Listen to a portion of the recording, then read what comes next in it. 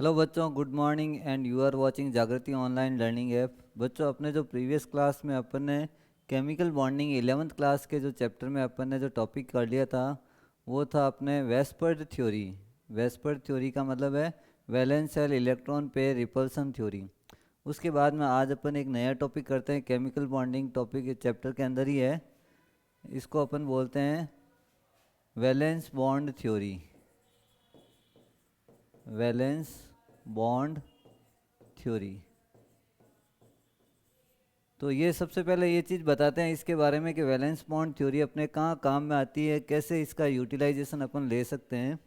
तो सबसे पहले मॉलिक्यूल का जो फॉर्मेशन होता है, मॉलिक्यूल एटम से मिलके मॉलिक्यूल बनता है, वो मॉलिक्यूल का फॉर्मेशन किस थ्योरी के रिगार्डिंग होता है तो वो अपन बताएंगे वैलेंस बॉन्ड थ्योरी। इसको शॉर्ट में अगर लिखना है तो क्या लिखेंगे, वीबीटी। वैलेंस बॉन्ड थ्योरी को शॉर्ट में क्या लिखेंगे, वीबीटी। इस थ्योरी को सबसे पहले हिटलर और लंदन ने डेवलप किया था। हिटलर हिटलर एंड लंदन, ये दो साइंटिस्ट थे, दोनों ने मिलकर कौन सी थ्योरी को डेवलप किया था, वैलेंस बॉन्ड थ्योरी को डेवलप किया था। इसके बाद में जो इस थ्योरी के लिए जो पॉलिंग ने इसको और आगे डिफाइन किया था, पॉलिंग। तो हिटलर और लंदन के बाद में जो साइंटिस्ट आया था वो था पॉलिंग, उसने इस थ्योरी को और आगे डिफाइन किया था।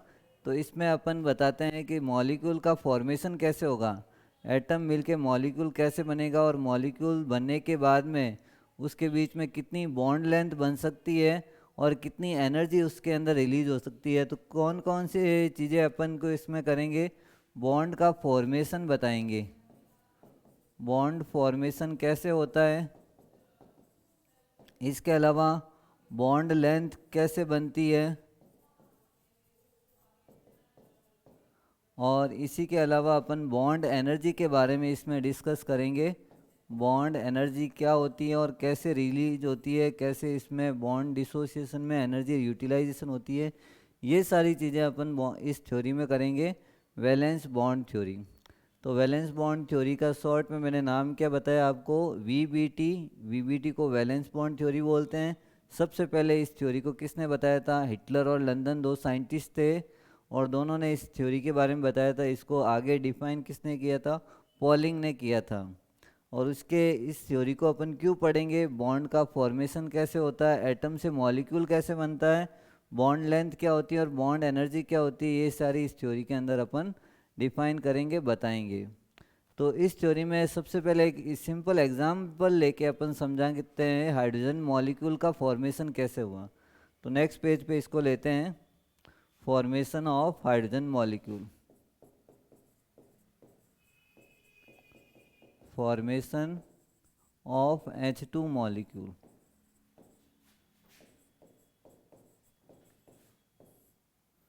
तो हाइड्रोजन का जो मॉलिक्यूल बना वो अपन को मालूम है, हाइड्रोजन मॉलिक्यूल अलग होता है और एटम अलग होता है। अगर मैं ओनली H लिखूं तो ये क्या है, एटम है। लेकिन H2 लिख दिया, इसका मतलब ये मॉलिक्यूल है। कुल मिला के मॉलिक्यूल जो बनता है वो एटम से मिलके ही बनता है। एटम के बीच में एक कोवलेंट बॉन्ड प्रिपेयर होता है जिससे एक मॉलिक्यूल का फॉर्मेशन होता है। लेकिन हाइड्रोजन का मॉलिक्यूल का फॉर्मेशन कैसे हुआ, ये इस थ्योरी के अपन अंदर अपन समझाएंगे। देखो, हाइड्रोजन का इलेक्ट्रॉनिक कॉन्फ़िगरेशन आपको मालूम है, हाइड्रोजन कितने नंबर पे आता है, एटॉमिक नंबर 1 है। और कॉन्फ़िगरेशन अपन क्या लिखते हैं, 1s1।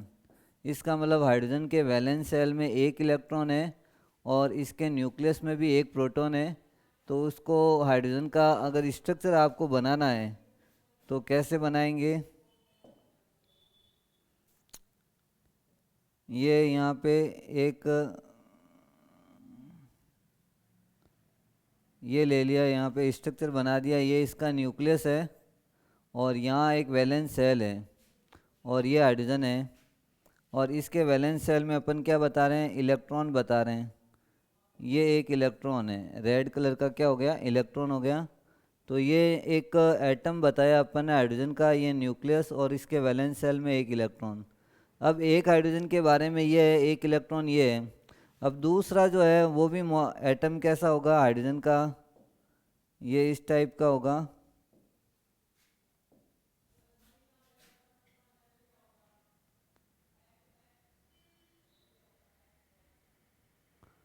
तो ये हाइड्रोजन का एक और एटम है जिसको अपन क्या बताएंगे,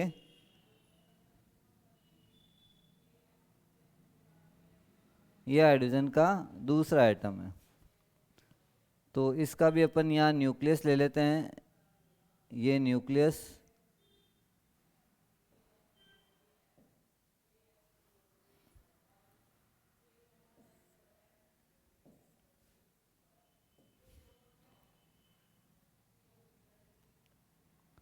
ये हाइड्रोजन का मॉलिक्यूल सॉरी एटम न्यूक्लियस, और न्यूक्लियस के साथ में ये एक इलेक्ट्रॉन। तो ये मैंने दो अलग अलग एटम के बारे में बताया यहाँ पे, ये भी हाइड्रोजन एटम है और ये भी हाइड्रोजन एटम है, ये इसका इलेक्ट्रॉन है। अब इस इलेक्ट्रॉन को अपन क्या मानेंगे, यहाँ लिख देते हैं, ये ए मानते हैं, ये हाइड्रोजन का कौन सा है, ए एटम, और ये हाइड्रोजन का कौन सा है, बी एटम। तो दोनों के पास एक एक न्यूक्लियस और एक एक इलेक्ट्रॉन है, और न्यूक्लियस में एक ही प्रोटॉन है। ये हाइड्रोजन के बारे में बताया, दो एटम के फॉर्म में है, लेकिन अभी ये मॉलिक्यूल है नहीं। मॉलिक्यूल कैसे बनेंगे, कब बनेंगे, ये अपन इसमें समझाएंगे। जब ये एटम्स दूर दूर होते हैं, इसका मतलब डिस्टेंस बहुत ज़्यादा होती है, तो इनके बीच में ना कोई अट्रैक्शन है ना कोई रिपल्सन है। जब डिस्टेंस बहुत ज़्यादा दो एटम के बीच में, तो no attraction no repulsion. But इसके जैसे ये एच ए एटम है, तो इसका न्यूक्लियस है, इस न्यूक्लियस को अपन क्या बोलेंगे, एन ए बोल देते हैं। न्यूक्लियस कौन सा हो गया, ए का न्यूक्लियस एन ए, इसके इलेक्ट्रॉन को अपन क्या बोलेंगे, ई ए, इसके न्यूक्लियस को अपन क्या बोलेंगे, एन बी बोल देते हैं, और इसके इलेक्ट्रॉन को क्या बोलेंगे, ई बी बोल देते हैं। तो ये एटम के न्यूक्लियस और इलेक्ट्रॉन्स के बारे में अपन ने रिप्रेजेंटेशन किया। ई ए मतलब फर्स्ट एटम का इलेक्ट्रॉन, और एन ए का मतलब फर्स्ट एटम का न्यूक्लियस, और एन बी का मतलब सेकेंड एटम का न्यूक्लियस, और ई बी का मतलब सेकेंड एटम का इलेक्ट्रॉन। अब अपन को एक चीज़ मालूम है, यहाँ अट्रैक्शन और रिपल्सन, जब ये थोड़ा सा पास में आते हैं, ये एटम जब दूर होते हैं तो कोई फोर्स नहीं लगता है, लेकिन हल्का सा भी अगर पास में आ जाते हैं तो अपन को कुछ अट्रैक्शन और रिपल्सन फोर्स के बारे में आपको बताना है। देखो यहाँ इसके और इसके बीच में, इन दोनों के बीच में जो फोर्स लग रहा है वो अट्रैक्शन फोर्स लग रहा है। किसके बीच में, फर्स्ट एटम के न्यूक्लियस और फर्स्ट एटम के इलेक्ट्रॉन के बीच में क्या लग रहा है, अट्रैक्शन। क्यों लग रहा है, क्योंकि न्यूक्लियस जो है वो कौन सा चार्ज होता है, पॉजिटिव चार्ज, और इलेक्ट्रॉन क्या होता है, नेगेटिव चार्ज। पॉजिटिव और नेगेटिव के बीच में क्या होता है, अट्रैक्शन। तो इन दोनों के बीच में अभी क्या लग रहा है, अट्रैक्शन। यहाँ इन दोनों के बीच में भी लग रहा है, ई बी और एन बी के बीच में भी क्या लग रहा है, अट्रैक्शन। तो दो अट्रैक्शन फोर्स मैंने बताया, ई ए और एन ए के बीच में, ई बी और एन बी के बीच में। लेकिन जब ये एटम्स जब पास में आते हैं, नियरेस्ट हो जाते हैं या क्लोजर हो जाते हैं, तो इसमें एक नया फोर्स और बन रहा है। ये देखो, ये एन ए और ई बी के बीच में, ये फर्स्ट एटम का न्यूक्लियस दूसरे एटम के इलेक्ट्रॉन को अपनी तरफ खींच रहा है, क्योंकि यहाँ इन दोनों के बीच में क्या होगा, अट्रैक्शन। तो ये अट्रैक्शन फोर्स। यहाँ एक और फोर्स यहाँ मैं बताऊँगा, इसके और इसके बीच में, इसमें भी क्या हो रहा है, अट्रैक्शन हो रहा है।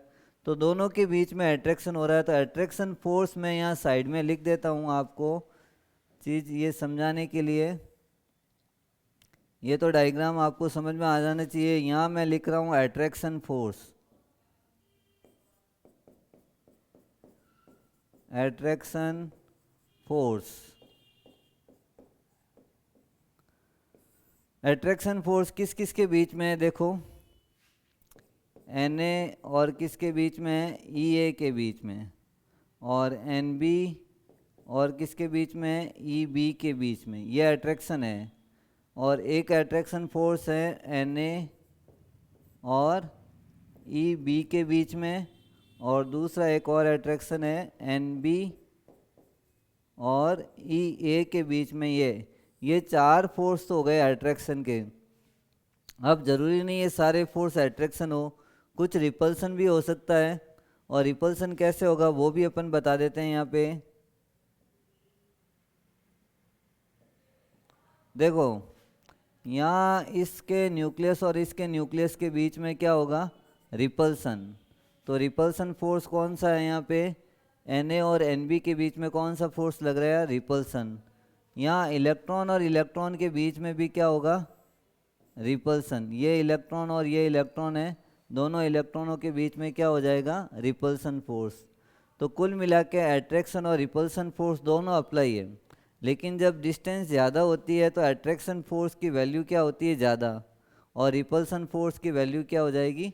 कम होती है। तो दोनों एटम्स क्या आते हैं? एकदम पास में आते हैं, नियरेस्ट आते हैं। तो यहाँ मेरे को रिपल्सन फोर्स भी बताना पड़ेगा, तो यहाँ रिपल्सन फोर्स बता देता हूँ, ऊपर बता देते हैं इसको। रिपल्सन फोर्स,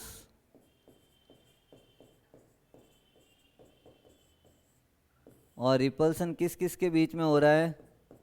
Na और Nb के बीच में, दोनों न्यूक्लियस के बीच में, और Ea और Eb के बीच में क्या हो रहा है? रिपल्सन हो रहा है। तो ये अट्रैक्शन और रिपल्सन दोनों फोर्स है, और दोनों फोर्स में ज़्यादा कौन सा फोर्स, ज़्यादा एप्लीकेबल फोर्स कौन सा है? Attraction force is greater than repulsion force. अगर अट्रैक्शन फोर्स किससे ज़्यादा है? रिपल्सन से। तो दोनों एटम्स जो है एकदम पास में आएंगे, और पास में आएंगे तो इनके बीच में धीरे धीरे डिस्टेंस क्या होती जाएगी? कम होती जाएगी। और कम होने के बाद में एक ऐसी इंटरमीडिएट स्टेट आ जाएगी जिसमें दोनों एटम्स के ऑर्बिटल एक दूसरे में फ्यूज हो जाएंगे और एक मॉलिक्यूल का फॉर्मेशन होगा। उसको अपन नीचे बता देते हैं यहाँ पे। ये तो आपको कंडीशन आपको मालूम है। अब चेंज क्या होगा इसके अंदर? ये तो हो गया फर्स्ट एटम, और ये हो गया सेकंड एटम। इसके न्यूक्लियस को अपन ये बता देते हैं, और इसके न्यूक्लियस को यहाँ बता देते हैं। आपको मालूम है ये Na Nb क्या है, ये सारी चीज़ें मालूम है। ये Na हो गया, और यहाँ मैंने इसके इलेक्ट्रॉन को ब्लैक डॉट से दिखा दिया है। ये Ea हो गया, और ये Eb, और यहाँ पर एट्रैक्शन फोर्स ये कौन सा हो गया? Nb। ये Eb हो गया, और इसके बीच में क्या बताया था? अट्रैक्शन। इसके और इसके बीच में क्या हो गया? अट्रैक्शन। और रिपल्सन किस किस के बीच में है? ये भी क्लियर कर देते हैं। इसके और इसके बीच में क्या चल रहा है? रिपल्सन। और इन दोनों के बीच में भी क्या चल रहा है? रिपल्सन। तो समझने की चीज़ है इसमें कि भाई यहाँ जब ये दोनों एटम्स दूर दूर होते हैं, जैसे ये है, ये दोनों एटम्स है, अगर ये दूर हैं तो ना तो कोई अट्रैक्शन है ना कोई रिपल्सन है। लेकिन हल्का सा थोड़ा सा पास में आ गए तो इनमें कौन सी फोर्स की वैल्यू ज़्यादा हो गई? Attraction force is greater than repulsion force. अगर अट्रैक्शन फोर्स किससे ज़्यादा हो जाता है? रिपल्सन फोर्स से। तो दोनों एटम्स जो है एक दूसरे में फ्यूज हो जाएंगे, और फ्यूज होने के बाद में इनमें अट्रैक्शन फोर्स की वैल्यू किससे ज़्यादा हुई है? रिपल्सन से ज़्यादा हुई। तो यहाँ आपको लिखना पड़ेगा attraction force, attraction force is greater than कौन सा फोर्स है? Repulsion force.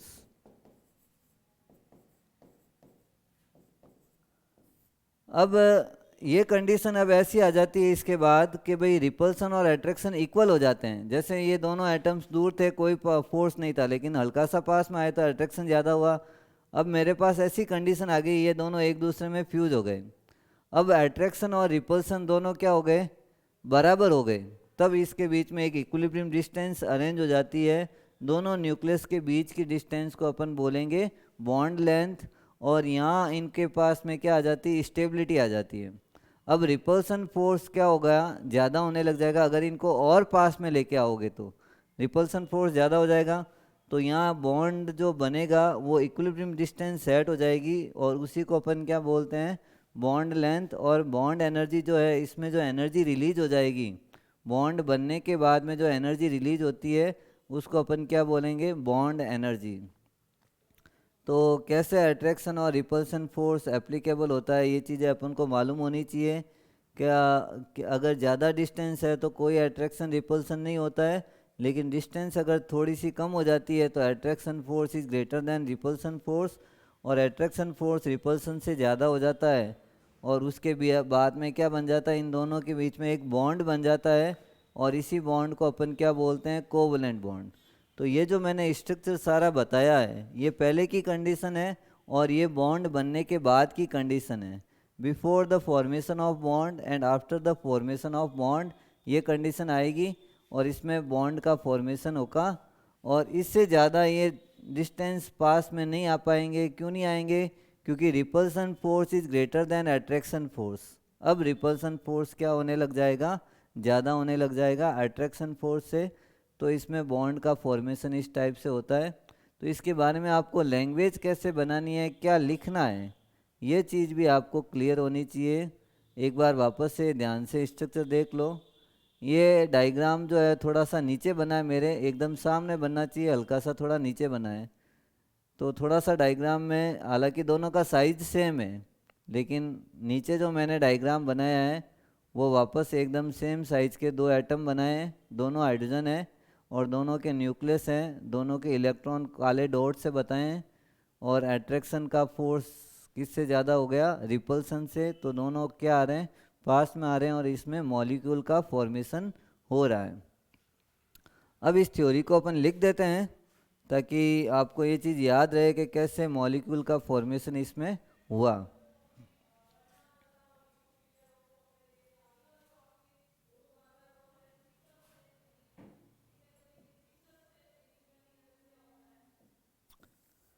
तो इसके बारे में थ्योरी को लिखते हैं।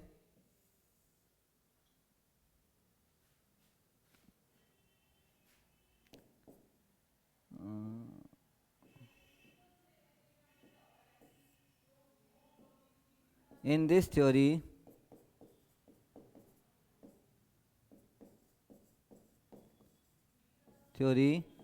Formation of hydrogen molecule are represented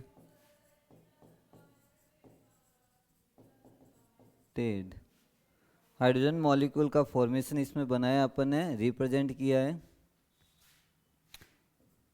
if both two atoms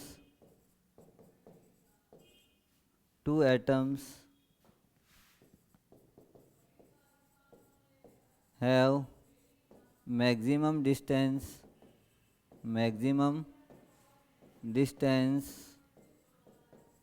then there is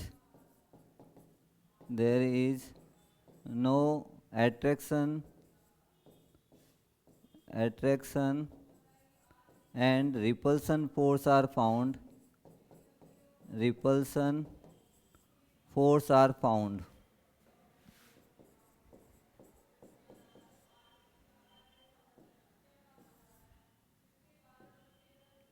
force are found but these atoms are come towards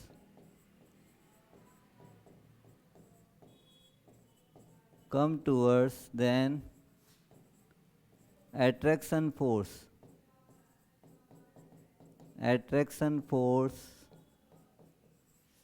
is greater than repulsion force.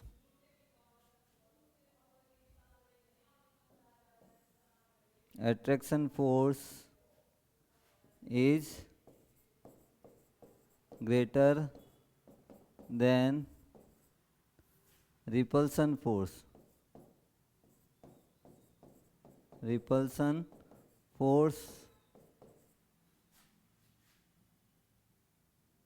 So the bond is formation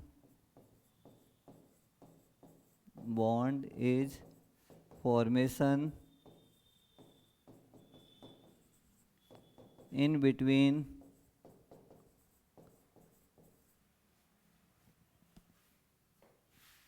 both two atoms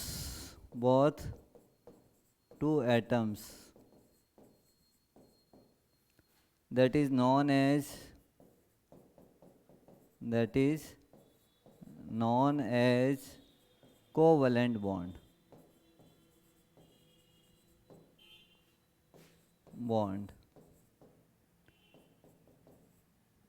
In the molecule participate atomic orbitals, participate atomic orbitals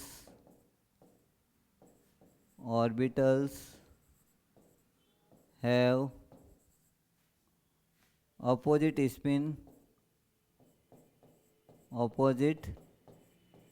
spin electron.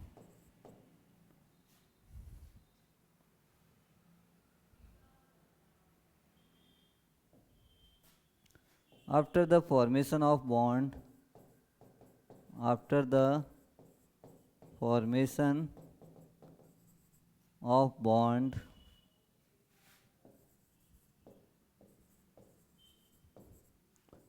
attraction force is equal to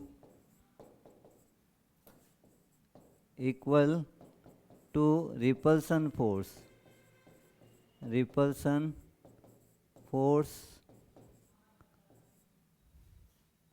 Attraction force is equal to repulsion force, and the distance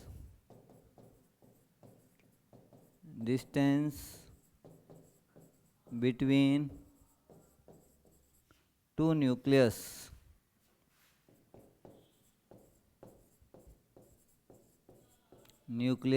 is known as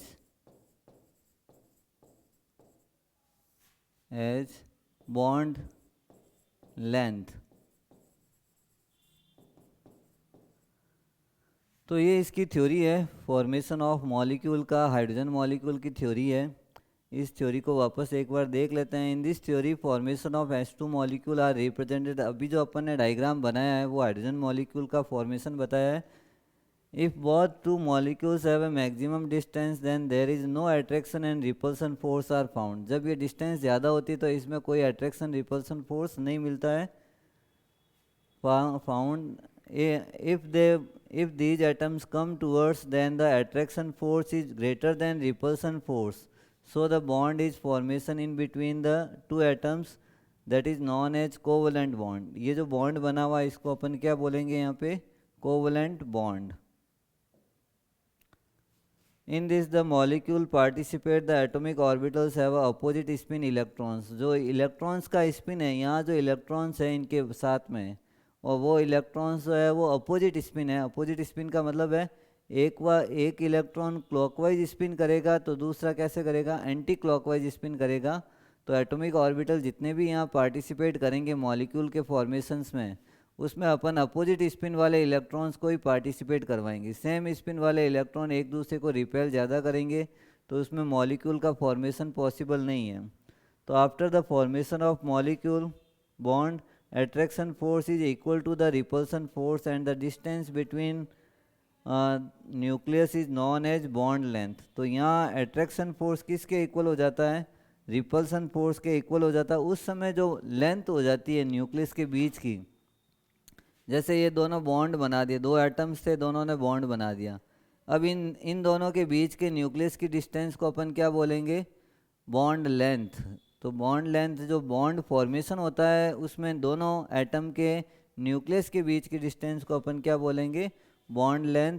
और उस समय जो energy release होगी, normal energy से जो energy release होती है या एनर्जी यूज आएगी, उसको अपन बोलेंगे बॉन्ड एनर्जी.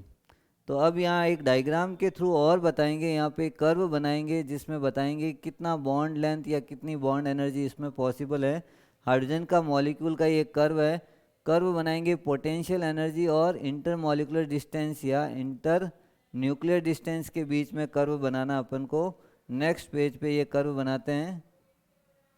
तो कर्व का नाम क्या रखते हैं, curve between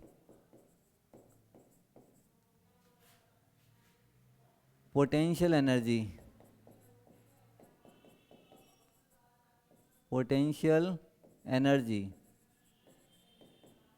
and inter nuclear distance. तो ये कर्व अपन को बनाना है, इंटर न्यूक्लियर डिस्टेंस और पोटेंशियल एनर्जी के बीच का कर्व अपन को बनाना है। और कैसे ये कर्व पॉसिबल है ये अपन समझाएंगे यहाँ पे। देखो कर्व में ये लाइन है, इस साइड में कौन सी एनर्जी बढ़ रही है, पोटेंशियल एनर्जी, पोटेंशियल एनर्जी। और यहाँ जो आएंगे अपन, इस लाइन को अपन क्या बोलेंगे, इंटर न्यूक्लियर डिस्टेंस, IND मैंने शॉर्ट में लिखा है। इंटर न्यूक्लियर डिस्टेंस को क्या लिखा है शॉर्ट में, IND, इंटर न्यूक्लियर डिस्टेंस।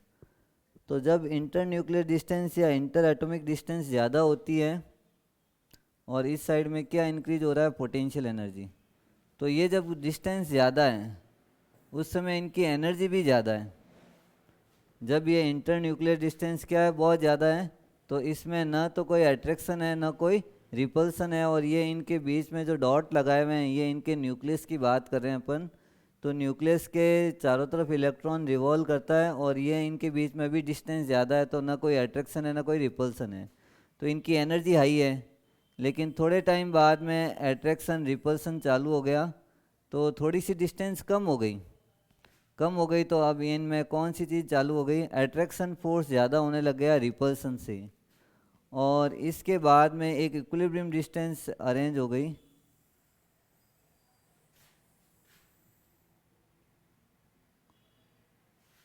ये जो कर्व इस टाइप से आया है, देखो यहाँ इसमें मेरे को इस लाइन से टच करवाना पड़ेगा। अब ये आ गया, तो दोनों एटम्स जो है इन्होंने बॉन्ड बना लिया। तो 3 कंडीशंस मैंने बताई है। जब डिस्टेंस ज़्यादा है उस समय उनकी कौन सी एनर्जी ज़्यादा होती है, पोटेंशियल एनर्जी ज़्यादा है। ये पोटेंशियल एनर्जी का कर्व नीचे से ऊपर की तरफ है, यहाँ पर 0 है, ये 0 है, 0 इसकी अभी मैक्सिमम वैल्यू है, 0 से नीचे जा रहा है, इसका मतलब एनर्जी धीरे धीरे क्या हो रही है, कम हो रही है। बॉन्ड जब बनता है तो स्टेबिलिटी आती है। स्टेबिलिटी कब आती है, जब एनर्जी कम हो जाती है। अपन एकदम रिलैक्स रहते हैं तो अपनी एनर्जी क्या रहती है, कम रहती है। लेकिन जब भागते हैं या काम करते हैं या कोई भी वर्क करते हैं तो अपनी एनर्जी हाई हो जाती है। उस समय की एनर्जी कौन सी है, जब भागते हैं या काम करते हैं उस समय पोटेंशियल एनर्जी ज़्यादा है। तो अपनी पोटेंशियल एनर्जी ज़्यादा है तो अपन वर्क कर रहे हैं या कुछ काम कर रहे हैं। लेकिन जैसे जैसे ये एटम्स पास में आएंगे तो अट्रैक्शन फोर्स ज़्यादा होने लग गया रिपल्सन से, तो हल्की सी एनर्जी धीरे धीरे क्या हो रही है, कम हो रही है। और एक स्टेट ऐसी आ जाएगी जहाँ पे इन दोनों के बीच में बॉन्ड का फॉर्मेशन आ जाएगा। इस लाइन को मैं यहाँ नीचे रिप्रेजेंट करूँगा, देखो ये लाइन नीचे ऐसे, और इस लाइन को यहाँ से इंटर न्यूक्लियर डिस्टेंस है, ये लाइन यहाँ से। तो धीरे धीरे देखो एनर्जी क्या हो रही है, कम हो रही है।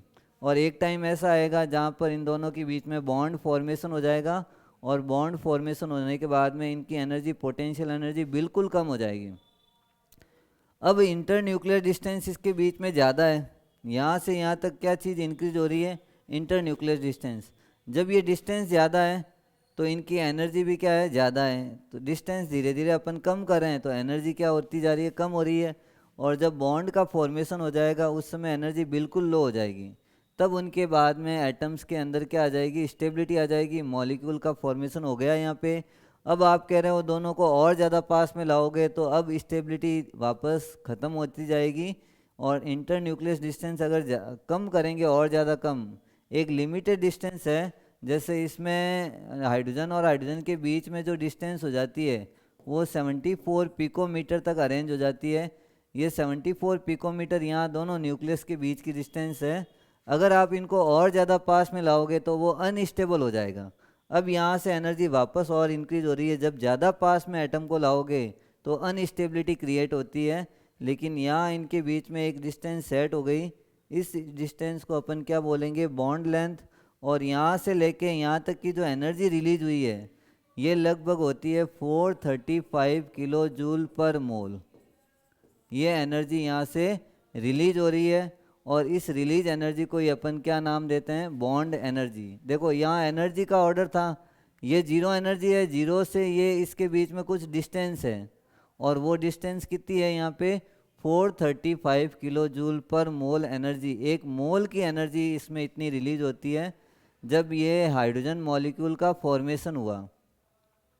तो हाइड्रोजन मॉलिक्यूल के फॉर्मेशन में कितनी एनर्जी कहाँ से निकली है ये अपन को इस कर्व में दिख रहा है। ये बिल्कुल लो एनर्जी वाला है और लो से ये यहाँ तक की जो डिस्टेंस आ रही है वो कितनी है, यहाँ पे 435 किलो जूल पर मोल की डिस्टेंस आ रही है। और दोनों के बीच में इंटर न्यूक्लियर डिस्टेंस लिया है अपन ने इधर, और इस साइड में कौन सी एनर्जी ली है, पोटेंशियल एनर्जी। और इसमें अपन ने एक ग्राफ बना के बताया है कि भाई कैसे पोटेंशियल एनर्जी और इंटर न्यूक्लियर डिस्टेंस के बीच में ये फॉर्मेशन हुआ है। अब यहाँ जैसे एक चीज़ और यहाँ बता दूँ आपको कि भाई हाइड्रोजन मॉलिक्यूल बना, तो हाइड्रोजन मॉलिक्यूल जो है वो कौन सी स्टेट में, गैस में। अब दोनों हाइड्रोजन को जब अलग कर देते हैं, सेपरेट कर देते हैं, तो इसमें डेल्टा एच जो आएगा वो बॉन्ड एनर्जी लगभग मैंने कितनी बताई है, 435 किलो जूल पर मोल। अगर आप एक मोल गैस के मॉलिक्यूल ले लेते हैं, जैसे ये हाइड्रोजन मॉलिक्यूल है, इनके मॉलिक्यूल में ये दो एटम है, इन दोनों को जब सेपरेट करते हैं या दोनों को बीच के बॉन्ड को तोड़ते हैं, तो तोड़ने में आपको कितनी एनर्जी लग जाएगी, यहाँ पे 435 किलो जूल पर मोल। अब यहाँ जो है तोड़ने के लिए लगेगी, इसका उल्टा में माइनस आ जाएगा। अगर डेल्टा एच यहाँ इस रिएक्शन को लिखते हैं तो प्लस में है, लेकिन उल्टी रिएक्शन अगर लिखेंगे तो माइनस में आ जाएगा। तो इस कर्व में अपन ने इतना ही बताया कैसे ये मॉलिक्यूल का फॉर्मेशन होता है। नेक्स्ट क्लास में अपन उससे आगे टॉपिक करेंगे ओवरलैपिंग, और ओवरलैपिंग का इफेक्ट बताएंगे। तो नेक्स्ट क्लास में, उससे पहले आज की क्लास अपन यही फिनिश करते हैं। Thank you for joining this class.